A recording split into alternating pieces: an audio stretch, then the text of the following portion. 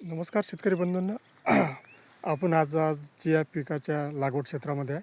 तर अंजनगाव बारी येथे आलेलो आहे.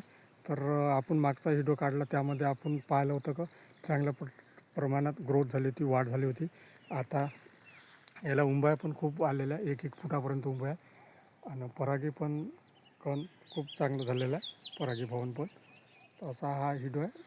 तर आपण सरांकडे आणखी थोडीशी माहिती जाणून घेऊ. नमस्कार सर. नमस्कार. तुमचं नाव सांगा ना. आणि माझं नाव सहदेव सोनबाजी सुरजुसे. हो, तर आपण मागं व्हिडिओ काढला याचा एक.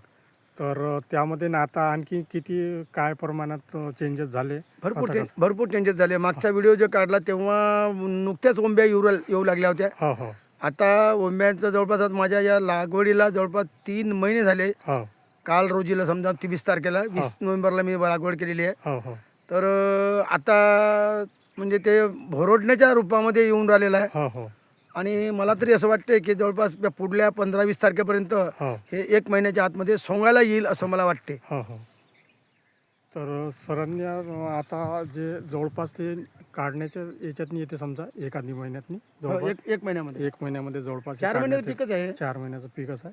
तर खूप छान प्लॉट झालेला आहे सरांचा. तर आणखी जेव्हा त्यांची समजा काढणीचे हे राहील, तेव्हा पण आपण त्यांना किती उत्पादन होईल याविषयी आपण थोडीशी माहिती जाणून घेऊ.